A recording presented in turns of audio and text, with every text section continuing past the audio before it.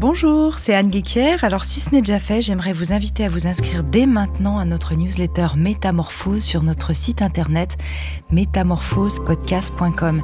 Si vous avez envie de suivre les actus du podcast, de participer à nos conférences, de découvrir nos ateliers en avant-première, inscrivez-vous gratuitement, je vous l'envoie un mercredi sur 2. Dans cette newsletter, j'y partage mes réflexions, mes inspirations du moment, mes coups de cœur et je tire quelques cartes de mes oracles. Je vous envoie des sélections de podcasts thématiques. Bref, tout pour continuer à vous mettre sur le chemin de la métamorphose. Alors pour vous abonner dès maintenant, rendez-vous sur notre site métamorphospodcast.com et dès la page d'accueil, vous trouverez un petit encart d'inscription. Merci encore pour votre fidélité et à très vite dans votre boîte mail.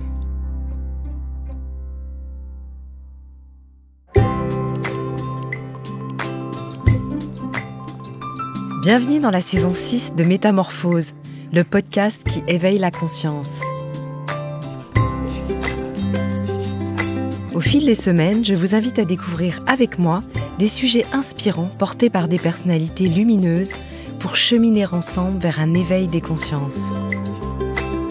Métamorphose, le podcast qui éveille la conscience. Tous les lundis et jeudis dès 7h.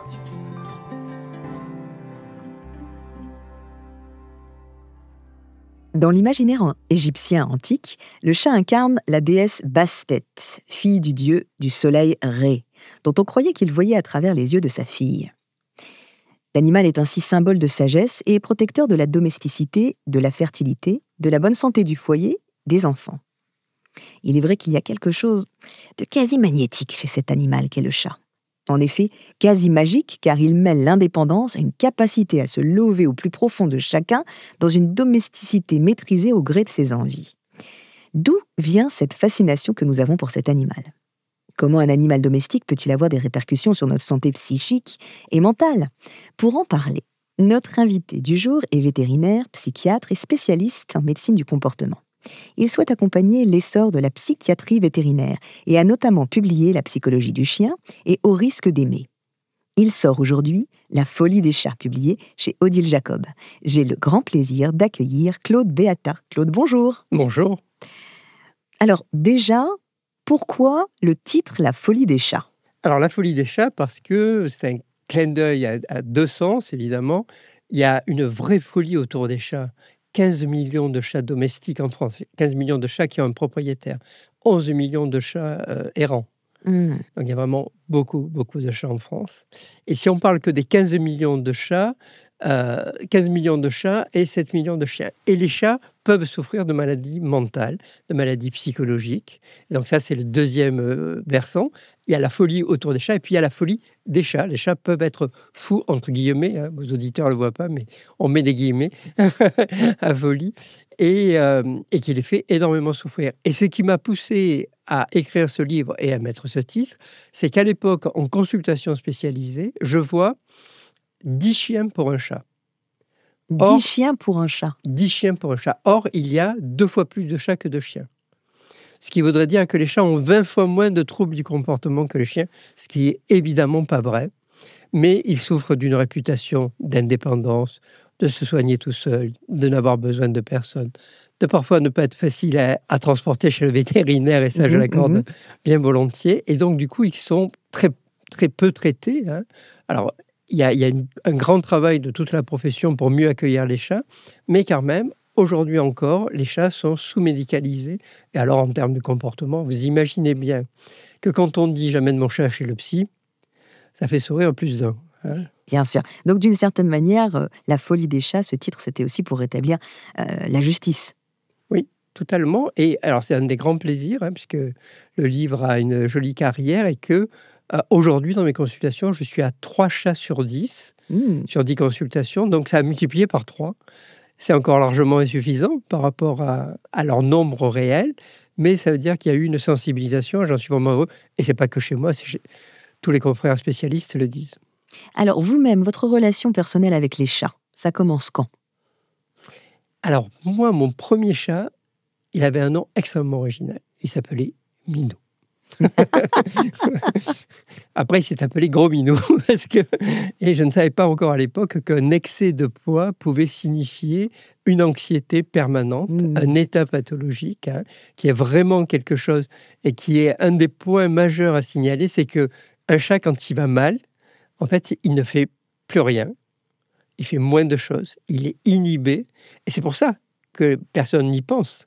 Elle montrait parce que, bon, on voit que le chat, il est dans son coin, il ne bouge pas, on pense qu'il est tranquille, qu'il a vieilli, etc.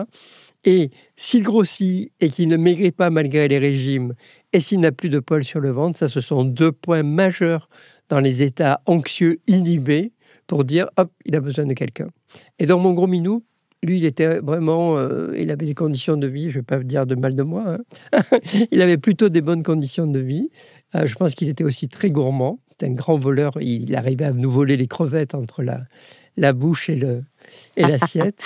Et ça a été un chat extraordinaire qui a déménagé 17 fois avec nous, qui était capable de s'adapter à toutes les situations.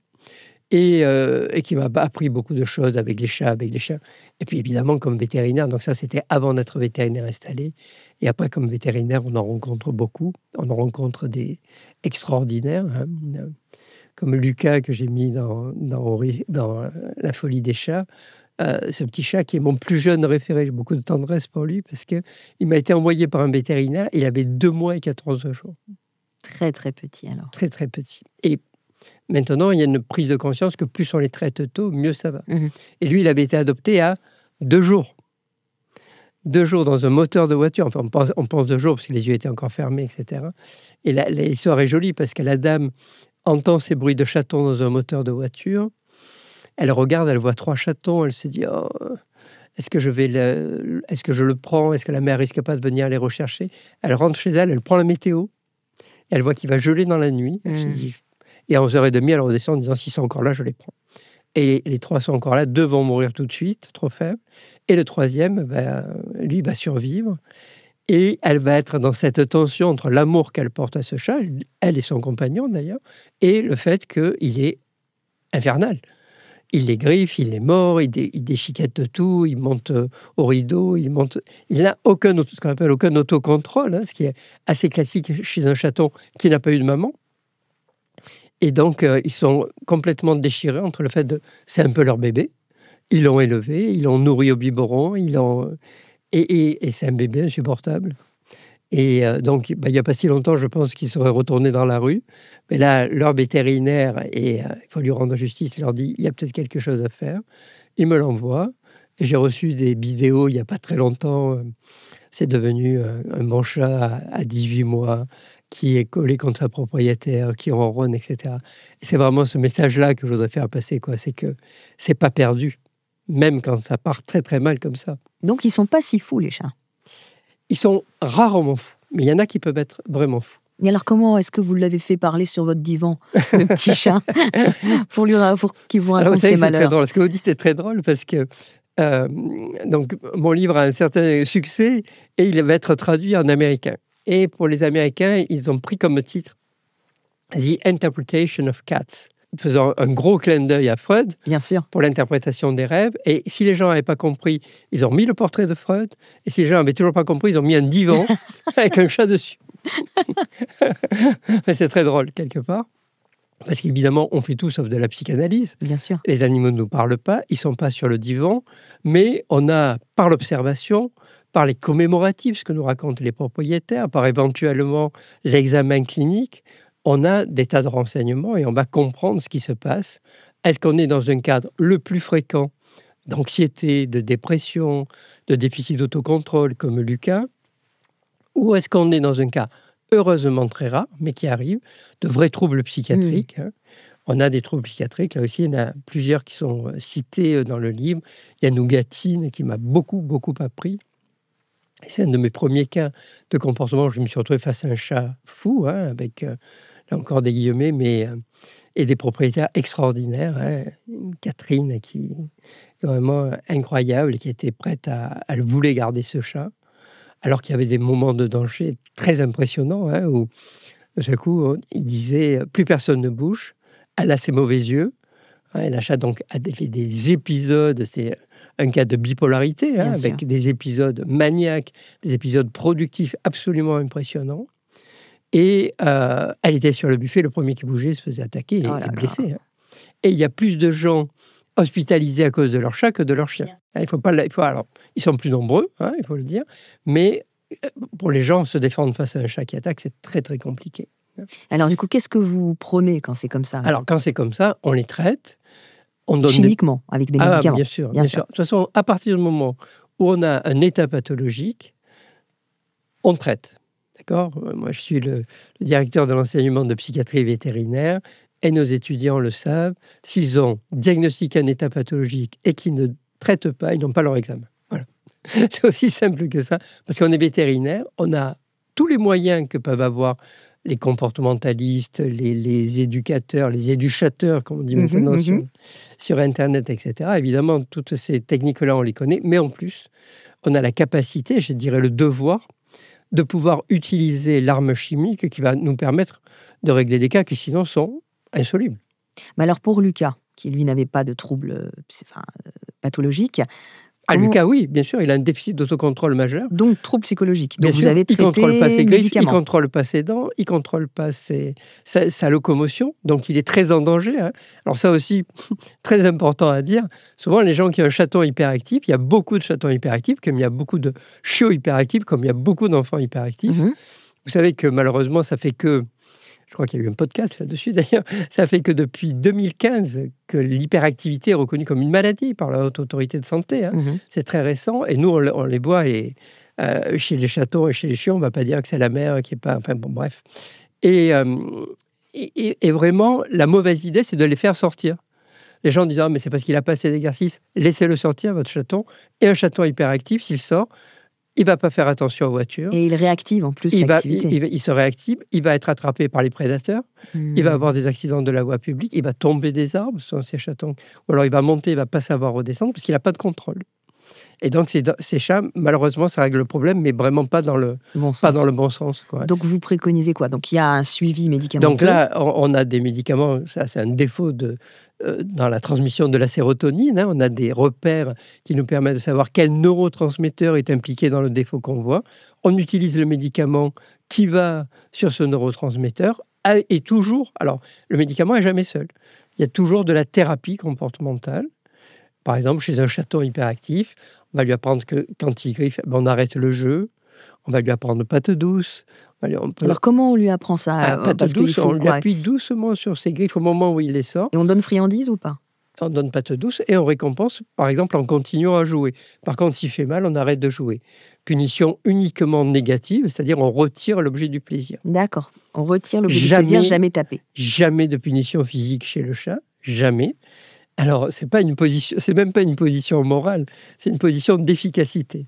Vous faites une punition physique sur un chat, comme ce n'est pas l'espèce féline, n'est pas une espèce sociale. Si vous faites une punition physique, vous avez toute chance de rompre définitivement le contact.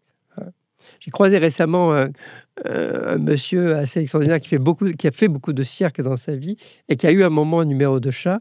Et il raconte cette anecdote. Je me suis dit, je vais m'en emparer parce que c'est trop joli. On lui a expliqué qu'avec les chats, c'était vraiment strictement qu'à la récompense. Et donc, il les récompense au saumon et ça marche très très bien. Et le numéro se passe pas mal. Et il y en a un qui, dans l'emballement du moment, le mord en prenant le saumon. Il lui fait mal, il se défend d'un geste, il lui donne une tape. Et le chat n'a plus jamais travaillé. Wow. Plus jamais. Une fois, c'est fini. Malheureusement pour eux, les chiens, les chevaux, les enfants, qui appartiennent à des espèces sociales, par la peur ou par la douleur, vous pouvez leur inculquer quelque chose. C'est malheureux à dire, mais ça fonctionne dans les espèces sociales. Évidemment, maintenant, on est dans l'éducation positive. Et depuis, les chats, ils acceptent de travailler. Aha. Parce que si on les récompense, si on leur fait plaisir, alors, ok, pourquoi pas. Travailler est un bien grand mot. Ils acceptent de faire des choses en échange d'une récompense. Est-ce qu'il y a des régulateurs d'humeur pour les chats, comme la Ritaline ou quelque chose comme ça, pour faire en sorte justement qu'il n'y ait pas des crises? Alors, vous parliez... la Ritaline, on commence à la réutiliser chez le chien. On n'en a pas encore l'expérience chez le chat, parce qu'en fait, au départ, la Ritaline, on ne l'utilisait même pas chez le chien, parce que déjà, chez l'humain, les Ritalines normales, il faut les donner 3 fois par jour. Et chez l'animal, c'était une fois par heure. Donc, ce n'était pas utilisable. Ah non, ça. Donc, on utilise des produits qui agissent sur la sérotonine, comme la fluoxétine, par exemple, qui fonctionnent bien. Mais oui, il y a des régulateurs de l'humeur. Et d'ailleurs, je vais vous citer Nougatine, cette chatte qui avait ces problèmes d'humeur, qui a testé un des premiers régulateurs de l'humeur qu'on avait entre les mains et sur qui ça a super bien marché. Alors, quand on dit super bien marché, ça ne veut pas dire qu'on l'a guérie au sens où, hop, elle n'a plus besoin de traitement. Elle a pris son traitement très longtemps, pas toute sa vie. Et sa propriétaire, qui la connaissait bien, en redonnait quand elle voyait qu'elle rebasculait. Et ça lui a permis ça lui a permis de mourir d'autre chose 11 ou 12 ans après. Ah, magnifique. Donc d'avoir sa vie entière. D'avoir sa vie entière. On parle de la folie des chats, parce que c'est vrai qu'il y a un emballement autour du chat qui est considéré comme plus mystique presque que le chien. Est-ce que vous pouvez nous dire en quoi les chats peuvent participer à notre vie spirituelle et psychique ? Alors, je crois qu'il y a plusieurs points. Le premier point, c'est que ils donnent souvent l'impression de méditer. Ils donnent souvent l'impression d'être là, de réfléchir. Ça a trait à quelque chose qui est très important pour eux, c'est qu'un chat, c'est très complexe, dans la mesure où c'est à la fois une proie et un prédateur. D'accord ? Donc, en fait, quand vous prenez un chat, vous prenez deux animaux en même temps. Un qui est un super prédateur, parce qu'un chat, c'est très efficace quand ça chasse, et ça a besoin de chasser. Et un qui est la proie la plus vulnérable possible. Donc, vous voyez, ça avait été très bien montré, si vous regardez cet extrait du chapeauté. Oui, et d'un seul coup, il a l'épée, etc. Il est prêt à se mettre. Puis l'instant d'après, il a les grands yeux. Là, voilà, les grands yeux. Et donc ça, c'est à la double nature du chat qui fait que même cérébralement, quand on regarde, je cite dans le livre La folie des chats, je cite Olivier Jacquemot, qui est un confrère belge, qui fait des études de tractographie, c'est-à-dire pour repérer les voies dans le cerveau. Si vous regardez des images de tractographie humaine, c'est magnifique. On voit les cerveaux avec tous les circuits qui s'illuminent de couleurs différentes. Et chez le chat, il semblerait, pour le moment, on est au début de ces études-là, qu'il y ait comme deux circuits parallèles. Ce qui correspondrait parfaitement à cette idée de vraiment... j'ai mon mode prédateur, j'ai mon mode proie. Alors, quand on dit prédateur, j'ai mon mode à l'aise, pas peureux, prêt à rentrer en contact, etc. Et mon mode proie, c'est j'ai peur de tout, je vais me cacher et je suis prêt à attaquer. Et les deux tournent plus ou moins en parallèle. Et du coup, le chat, il peut passer instantanément d'un mode à l'autre. Et c'est ça qui va faire dire aux gens, mais il est fou, ce chat. Parce que l'instant d'avant, il était calme, il était détendu et tout. L'instant d'après, d'un seul coup, il est tout hérissé, prêt à mordre. Et alors ça, non, ça, c'est pas de la folie. C'est juste la complexité du chat. Et donc, quand on les regarde, du coup, ils nous font... ils peuvent aider notre vie psychique, parce que si on veut comprendre les chats, il faut faire un travail d'empathie sur eux. C'est-à-dire se mettre à leur place, de comprendre avec cette double nature, qu'est-ce qui peut les faire basculer, qu'est-ce qui peut les faire changer. Ils nous forcent à nous décentrer. Il nous force à pas rester strictement humain, espèce sociale, habitué à la hiérarchie, habitué... Voilà, un chat, ça ne fonctionne pas comme ça. Toujours agacé quand je lis, je l'ai mis aussi dans le livre, quand je lis, les chats veulent être rois, ou les chats, ils veulent pas du tout être rois. Ils veulent que leur environnement soit rassurant. Ils veulent pouvoir l'organiser, c'est-à-dire avoir un endroit où ils mangent en sécurité, un endroit où ils éliminent en sécurité, un endroit où ils peuvent dormir et se toiletter en sécurité. Ces trois champs-là sont très importants pour eux. Et si ces champs-là sont de bonne qualité, alors ils peuvent avoir des activités et ils peuvent même avoir des interactions. Mais les interactions avec les autres, elles ne sont pas obligatoires, parce que l'espèce n'est pas sociale. Ça, c'est incroyable. J'entends que vous répétez plusieurs fois cette mention-là. C'est vrai, c'est incroyable de se dire qu'en fait, l'espèce féline n'est pas sociale. L'espèce féline n'est pas sociale. Par contre, les chats, comme les humains, comme les chiens, comme tant d'autres, se développent dans l'attachement. Dans l'attachement à leur mère. Et toutes les espèces dans lesquelles il y a un attachement, elles récupèrent ensuite leur circuit d'attachement adulte pour nouer des relations très très fortes. Mais donc avec le chat par exemple, les chats c'est les champions de l'amitié. C'est-à-dire, mais souvent plus facilement avec d'autres espèces qu'avec la leur. Parce qu'un autre chat, c'est compliqué, ça laisse des marques faciales, ça laisse des marques par griffade, ça occupe le territoire. Alors qu'un humain, ça ne laisse pas de marques. Enfin, en tout cas, il ne s'en rend pas compte, donc il n'est pas gênant pour ça. Et le chat a besoin de ses relations aussi, il peut avoir besoin de ses relations.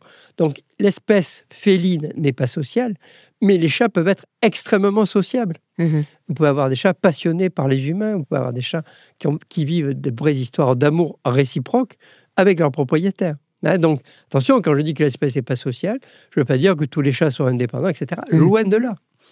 Loin de là. Ils ont une nécessité d'attachement quand même. Mais il y a cette nécessité d'attachement et ce lien d'attachement qui fait qu'on a ce plaisir fou à vivre avec eux. Est-ce qu'il y a déjà des gens qui sont venus pour l'inverse de ce que vous nous avez cité, c'est-à-dire des chats qui sont tout le temps collés à eux, qui ne les laissent pas vivre, qui ont un défaut d'attachement? Alors, un défaut d'attachement par hyper-attachement. Oui.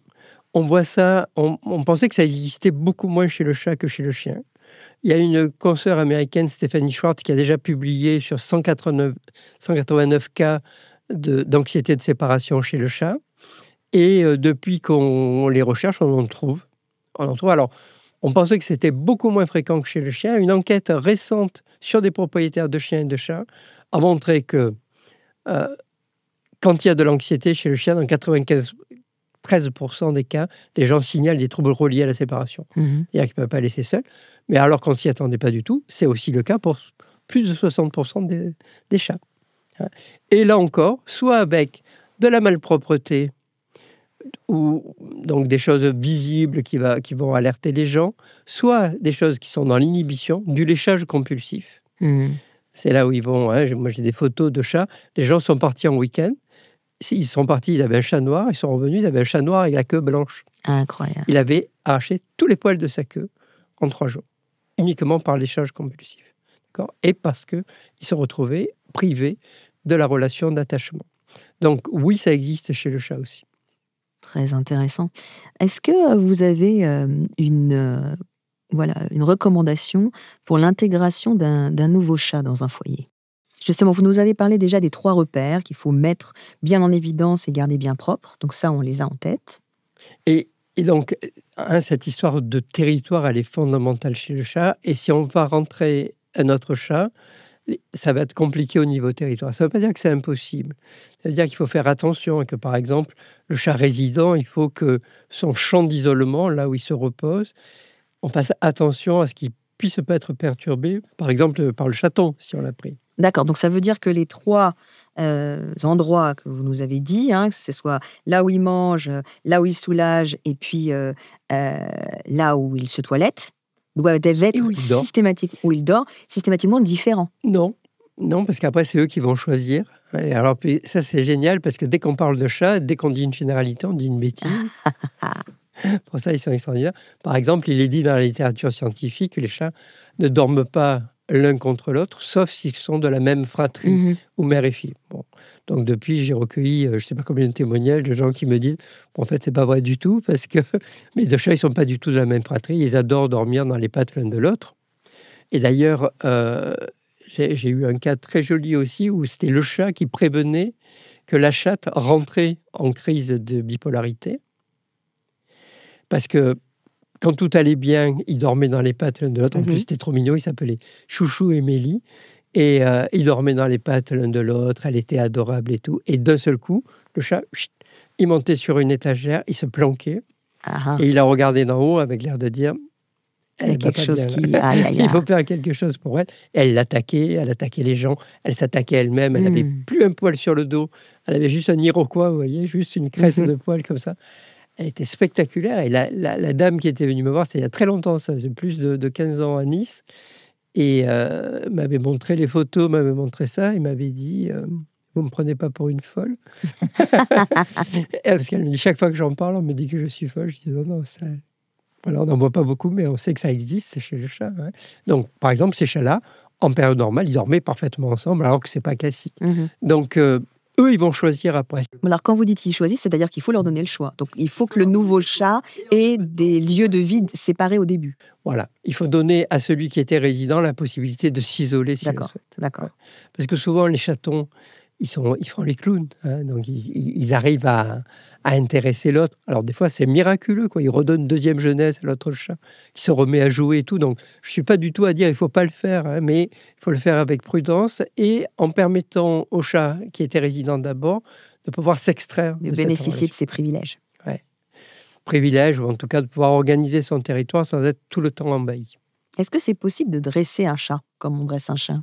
Ben oui, ce qu'on disait, à condition de ne pas lui taper dessus. Oui, mais est-ce qu'on peut D'accord. lui dire assis, debout? Parce que bon, pas de velours, ça c'est facile, mais est-ce qu'on peut le faire asseoir? Si vous regardez sur Internet, vous verrez des tas de chats qui font de l'agility maintenant, qui check, qui font des tas de choses. Je vous parlais de mon premier chat, Minou. J'avais à l'époque mon premier chien qui s'appelait Victor. Et donc, comme Victor, c'était un chien, on s'est dit, on va lui apprendre des choses. Donc, on lui a appris assis, etc. Le premier des deux qui s'est assis, c'est le chat. Ah, c'est excellent. Parce que c'était qu'à la récompense. Et donc, quand il a vu qu'il y avait des récompenses, il s'est dit, OK, moi, je peux le faire aussi, il n'y a pas de souci. Donc, oui, bien sûr, on peut leur apprendre des tas de choses.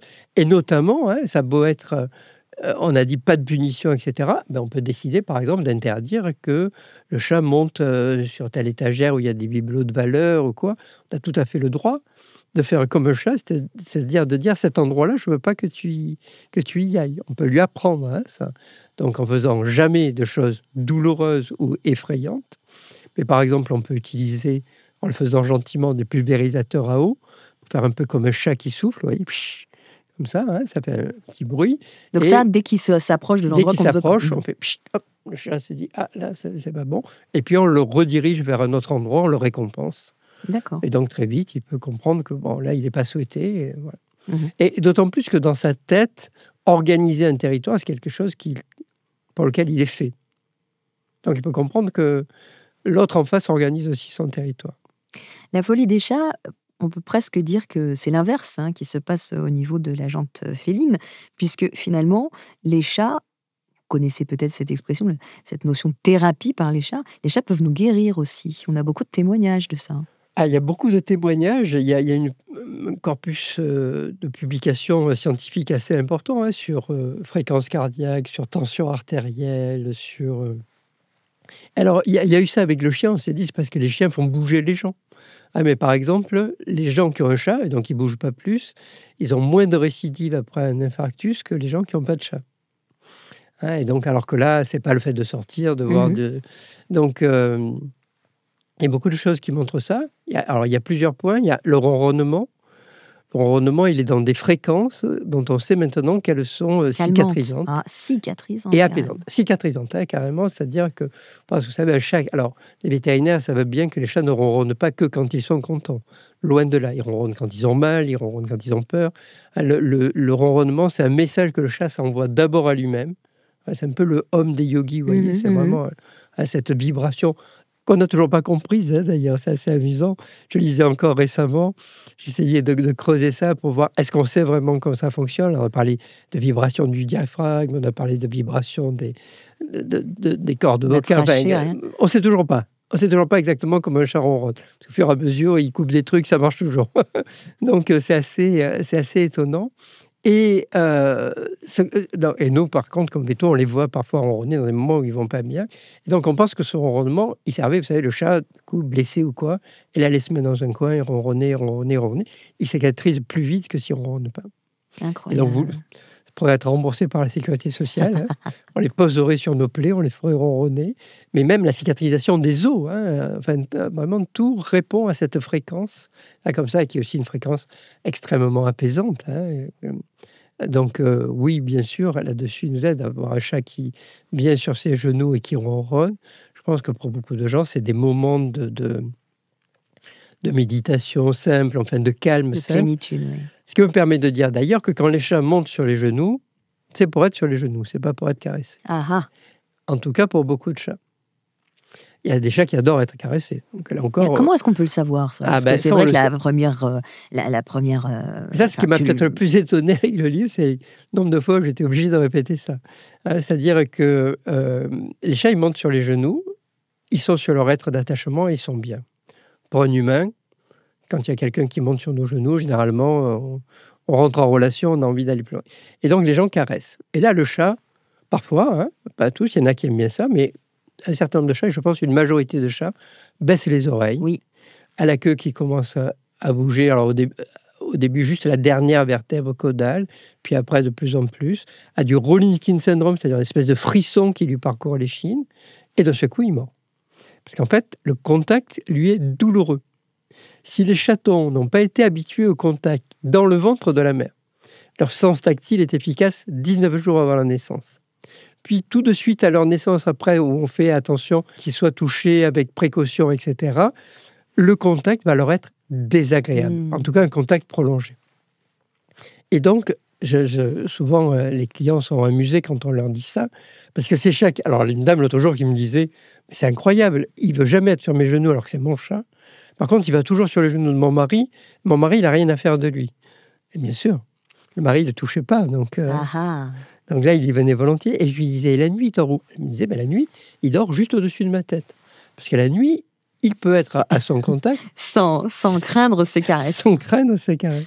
Alors, c'est un peu frustrant pour les gens, je le comprends, mais on met en place des thérapies où on va apprendre au chat à apprécier d'être touché. Et surtout à lui montrer qu'il a le contrôle de « tu ne seras pas trop touché ». Donc, comment on fait ça? appelle ça la thérapie du désir. Alors, par exemple, je fais montrer le majeur replié au chat. Si le chat se frotte, c'est comme s'il donnait un ticket pour une caresse. Incroyable. Les gens caressent et ils représentent le doigt. S'il ne rappuie pas, il ne touche plus. Et donc, très vite, le chat se rend compte que quand il appuie, il est caressé. Quand il n'appuie pas, il n'est pas caressé. Donc, il reprend confiance et le contrôle de la façon dont il est touché. Et du coup, il va en demander petit à petit, il va en demander de plus en plus. Parce que, je ne sais pas si vous avez eu des chats, mais quand on a des chats, on se rend compte que souvent, ils deviennent de plus en plus calés en vieillissant. C'est-à-dire que chatons, ils ont des tas d'autres choses à faire. Il y a le monde à découvrir, il y a tout ça. Et en vieillissant, ils prennent plaisir, quand ça n'a pas été trop intrusif, ils prennent plaisir au contact, ils vont devenir de plus en plus proches et affectueux. Et du coup, parfois, c'est compliqué pour les gens quand ils reprennent un chaton parce qu'ils ne se souviennent pas de comment était. Et donc, ils appliquent tout de suite les caresses, etc. Bien sûr. Mais alors, un chat qui a les oreilles qui se baissent, ça ne veut pas dire qu'il veut être caressé sur le crâne. Ah, pas du tout. Un chat qui va monter la tête, ça ne veut pas dire qu'il veut des gratouillis sous le cou. Si, ça beaucoup plus. Souvent, d'ailleurs, quand on envoie la main, on voit les chats qui tendent le menton. Oui. Ça, c'est une zone vraiment qui est...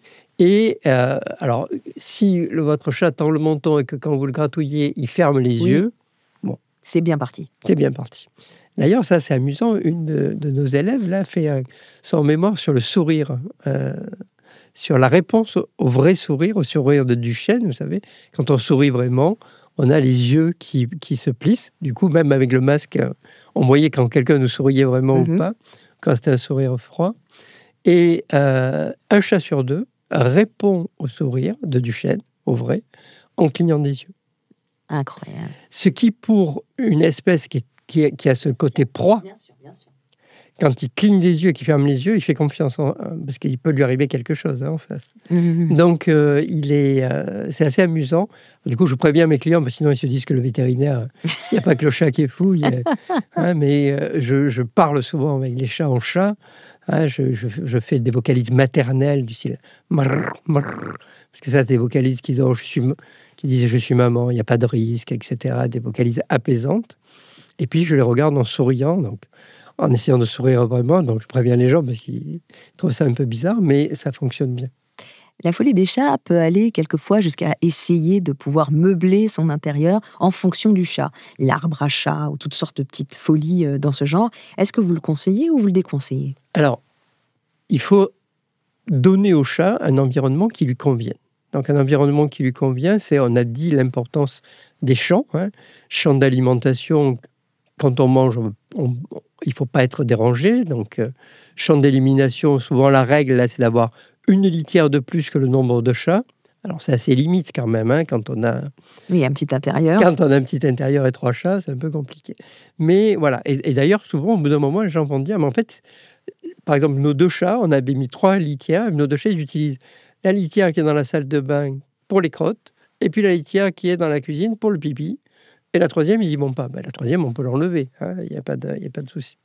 Et très souvent, et ça empoisonne la vie des gens, parce que le chat a la réputation d'être propre. La première plainte, c'est la malpropreté. Mhm. Et encore, beaucoup de gens ne se plaignent pas et se disent, bon, je fais quelque chose de mal ou je suis tombé sur le mauvais numéro, alors que ça connaît quasiment toujours une solution. Et alors, comment est-ce qu'on rééduque le chat? Alors, on ne rééduque pas le chat, on rééduque là, on s'intéresse souvent aux qualités de la litière. D'accord. Par exemple, un truc tout bête. Un chat, il faut qu'il puisse se retourner dans sa litière pour pouvoir faire sa séquence comportementale complète en grattant, etc. Et donc, pour ça, il faut que la litière fasse à peu près 1,5 fois la taille du chat. Quand j'ai commencé à travailler à 30 ans, un chat, ça pesait en moyenne 3,5 kg. Aujourd'hui, ça pèse 4,7 kg. C'est-à-dire que les races norvégiennes, les races, tout ça, les races de très grands chats, les Maine Coon et tout ce sang qui a été apporté a fait grandir les chats, grossir les chats. Et les litières n'ont pas grandi en même temps. Donc très souvent, ce problème-là qui empoisonne la vie des gens depuis des mois, on fait augmenter la taille de la litière et c'est fini. Et c'est réglé. Alors, les gens, ils payent une consultation pour s'entendre dire que la taille de la litière... Eh ben, mais oui, mais par contre, ça fait 3 ans que, c'est le cas de le dire, que ça pourrit leur vie. Et là, d'un seul coup, c'est... Du jour au lendemain, c'est magique. Ils sont plutôt contents de payer. Bien sûr. Alors, est-ce que l'arbre à chat est nécessaire ou pas? Alors, après, effectivement, si vous allez sur Internet, des fois, vous voyez des intérieurs qui sont faits pour le chat. Alors, pourquoi pas, s'il y a des gens qui ça plaît. Mais on peut très bien utiliser la 3e dimension, faire des cachettes en hauteur, les chats adorent se mettre dans des endroits où ils peuvent observer sans être vus, donc des hamacs derrière un voilage, mais on n'est pas obligé d'avoir le truc... souvent, on se demande, ces arbres à chat, ils doivent se mettre à plusieurs pour les faire, mais ils sont particulièrement laids, non? C'est vrai. Avec de la fourrure rose ou des trucs comme ça. C'est vrai, c'est vrai. Mais bon, est-ce qu'il faut un endroit pour que le chat fasse ses griffes? Voilà. De façon normale, alors le chat organise tout son environnement avec des marquages. Ce qui est primordial, c'est la présence de marquage facial. C'est-à-dire, il frotte ses joues. Il frotte ses joues dans son environnement, sur les objets inanimés. Et il faut qu'il y ait beaucoup de marques faciales. Il frotte aussi contre les êtres vivants qu'il aime bien. Donc ça, c'est ce qu'on appelle l'allomarquage. C'est pour dire, toi, tu es positif, ça va, il n'y a pas de risque avec toi. Donc quand les gens disent, il se frotte à moi, il m'aime bien, c'est vrai. Il se frotte dans l'environnement pour rendre son environnement apaisant. Ça, c'est les 2 premiers marquages. Ensuite, il griffe. Il griffe pour signaler là où il se repose. Et même dans un appartement, même dans quelque chose de fermé, il doit rester au moins un lieu de griffade. Et là, c'est aussi souvent une espèce de contresens culturel entre les humains et les chats. C'est que le chat, par exemple, il a choisi le lit comme champ d'isolement. Il y a beaucoup de chats qui adorent dormir avec leur propriétaire, qui dorment sur le lit. Et donc, il va griffer sous le lit. On l'entend des fois la nuit. Ok, ça gêne personne. Il a choisi le canapé comme champ d'isolement. Il griffe le canapé. Et là, ça ne va pas du tout. Là, ça gêne alors les que gens, pour oui. lui, c'est exactement le même comportement. D'accord ? Et d'un côté, on lui dit rien, de l'autre côté, on le poursuit avec le balai en lui disant qu'il ne faut pas qu'il passe. Donc, il faut absolument, et ça, c'est des comportements qui se redirigent assez facilement. Si le champ d'isolement du chat, c'est le canapé, on va équiper le canapé pendant quelques temps pour qu'il soit désagréable à griffer. On met des couvertures de survie, on met du scotch double face, on fait du bricolage, et on va mettre juste à côté un griffoir, un arbre à chat. Très souvent, les gens, le griffoir, c'est pas joli, etc. Donc, ils le mettent dans la resserre, dans le cellier, au fond un endroit qui n'a pas de sens pour le chat. Donc le chat, il ne va pas aller griffer là-bas. Il va griffer à côté de là où il se repose pour déposer des phéromones d'espacement et dire, là, c'est là où moi je me repose et je préférerais qu'il n'y ait pas d'autres chats. D'accord ? Donc il faut que le griffoir soit à côté du champ d'isolement. Donc c'est des marquages de territoire. Et en fait, quand les marquages faciaux disparaissent, alors le chat risque de faire du marquage urinaire. Marquage normal à l'extérieur, mais très indésirable et pas normal à l'intérieur. C'est un signe d'anxiété.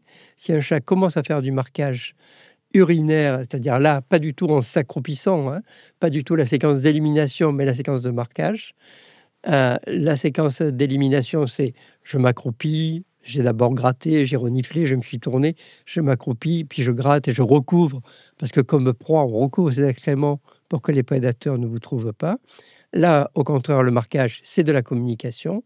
Donc, je reste sur mes 4 pattes, j'ai la queue qui vibre, et j'émets une vocalise assez caractéristique, et puis hop, un jet d'urine qui va faire à la fois un spot urinaire, c'est-à-dire une tache ronde qui va se voir sur la surface verticale, qui est porteuse d'urine et donc de phéromones urinaires, et donc, mais aussi malheureusement de phéromones d'alarme. Donc, ça veut dire que ça va de plus en plus inquiéter le chat, qui du coup va faire de plus en plus de marques urinaires, qui souvent va être poursuivi par son propriétaire, qui est mécontent du marquage urinaire, qui va lui crier dessus, qui va éventuellement, malheureusement, lui faire des punitions physiques, et qui va encore aggraver le problème, et donc il va y avoir plus de risques de marquage urinaire. Et donc ça, c'est uniquement, justement, si on n'a pas réussi à sécuriser un endroit de griffage. Et on apprend, et notamment on enseigne aux vétérinaires maintenant, à poser cette question régulièrement dans leur consultation d'évaluation annuelle, de dire, est-ce que le chat se frotte toujours autant ? Parce que comme le marquage urinaire va apparaître quand 70% des marques faciales ont disparu, si on les attrape au moment où ils ont commencé à moins marquer, parce qu'il y a quelque chose qui s'est passé dans l'environnement et que ça ne va plus, et qu'on les traite à ce moment-là, c'est très facile à traiter. Est-ce qu'il y a eu des propriétaires qui sont venus vous trouver pour une folie de leur chat alors que c'était eux-mêmes qui étaient fous ? C'est-à-dire que c'est vous qui leur avez conseillé de pouvoir être suivis ? Alors, j'ai pas de souvenir de ça avec des chats. J'en ai des souvenirs avec des chiens, où j'ai dit à des personnes, mais après ça, c'est pas mon métier. J'ai dit à mes personnes, il me semble que vous êtes en souffrance aussi. Et donc, et alors, en fait, très souvent, les gens disent, oui, mais je suis déjà suivi. Ok. En chat, j'ai le souvenir d'une personne qui était à ma limite éthique. Parce que pour traiter, il faut qu'on puisse assurer quand même à l'animal des conditions de vie normales. Et là, le monsieur était particulier. Il a commencé la consultation en me disant « Enfin, ma belle-mère est morte ». Pour dire qu'il allait pouvoir déménager le lit médical du salon. Enfin, c'était un peu émouvant quand même.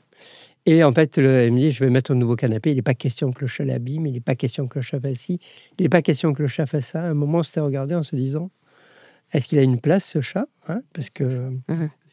Et puis, et pour ça, il ne faut jamais être ni dans le jugement, ni dans le défaitisme, parce qu'en discutant, en fait, il était venu parce qu'il voulait vraiment trouver une solution, et on a pu organiser un territoire de chats avec justement, là pour le coup, il était d'accord, alors qu'un grand arbre à chat, qui là était vraiment où le chat pouvait aller autant qu'il voulait.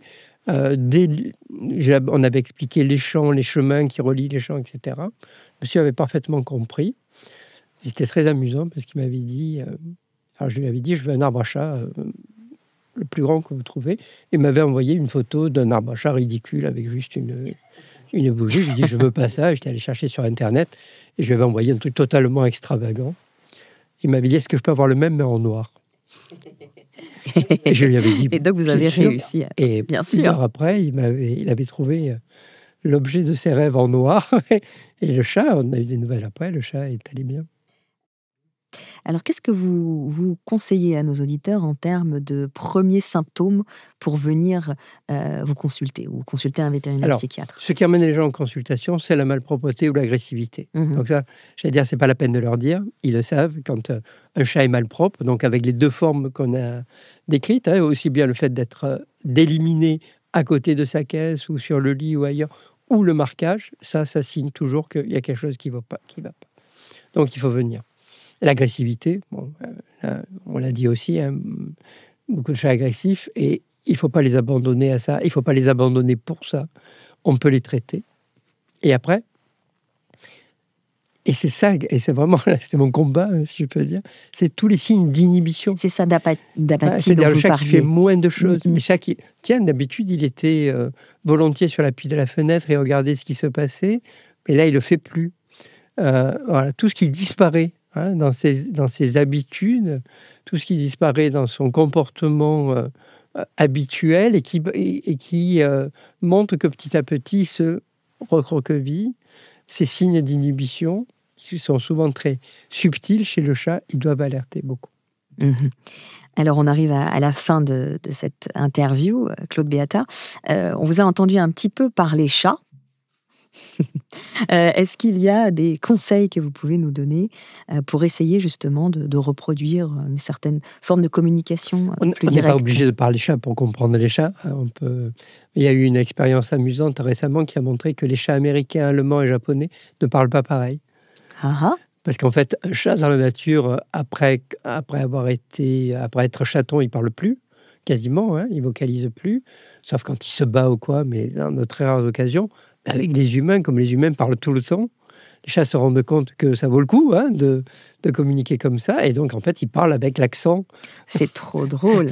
Avec l'accent avec la langue de leur propriétaire. C'est comme ça que vous trouverez sur Internet des centaines de petites vidéos où le chat, soi-disant, dit maman, hein, parce que surtout les chats anglais ou américains qui font mamie, mamie, comme ça. Et donc les gens sont persuadés qu'il dit maman, et comme ça les fait rire, comme il félicite, le chat évidemment renforce ça. Mais par contre, le travail vraiment, c'est de se mettre dans la tête du chat. Et vraiment, les chats, ils nous invitent à ce travail d'empathie, au fait de se décentrer, de se dire, c'est pas un humain, il n'est pas social, il est à la fois proie et prédateur. Qu'est-ce qui peut lui faire peur d'un seul coup? Qu'est-ce qui ne va pas dans cet environnement? Pourquoi il y a des endroits où il passe plus? Qu'est-ce qui a pu lui arriver? Et j'ai l'habitude de dire à mes confrères, les chats, ils ont souvent un petit veston avec un carnet rouge à l'intérieur. Et dans leur carnet rouge, ils inscrivent ce qui leur fait peur et ce qui leur fait mal. Et le problème, c'est que c'est écrit à l'encre indélébile. Et donc, quelque chose qui fait très peur ou très mal à un chat, une fois, ça peut changer son comportement pour toujours. Ouais, et la punition, elle peut altérer la relation pour toujours. Donc, on ne punit pas les chats. On ne punit pas les chats physiquement et on ne les poursuit pas en hurlant dessus. C'est pareil pour eux. Hein. C'est quelque chose qu'il ne faut pas faire. Ce qui ne veut pas dire tout accepter, on l'a dit. Hein. On peut négocier avec les chats quand même. Mais on ne les punit pas. On essaye de les comprendre. On essaye de satisfaire leurs exigences. Par exemple, le chat, ça a besoin de chasser. Et alors, même si c'est à l'intérieur, il a des petits leurres, il a des boulettes d'aluminium, il a une canne à pêche. On le fait chasser. Claude Béatin, merci d'avoir accepté notre invitation aujourd'hui sur Métamorphose. On rappelle le titre de votre livre, La folie des chats, paru chez Odile Jacob. Merci et à très bientôt. Merci à vous. Si vous avez aimé ce podcast, n'hésitez pas à lui donner 5 étoiles sur Spotify et surtout abonnez-vous gratuitement sur votre plateforme préférée pour ne manquer aucun épisode. Découvrez mes invités en avant-première sur Instagram à l'adresse Métamorphose Podcast et abonnez-vous aussi gratuitement dès maintenant à la newsletter Métamorphose pour être au courant de nos conférences, ateliers et de nos dernières actualités. Pour ça, rendez-vous sur notre nouveau site www.métamorphosePodcast.com. Métamorphose, le podcast qui éveille la conscience. Tous les lundis et jeudis, dès 7h.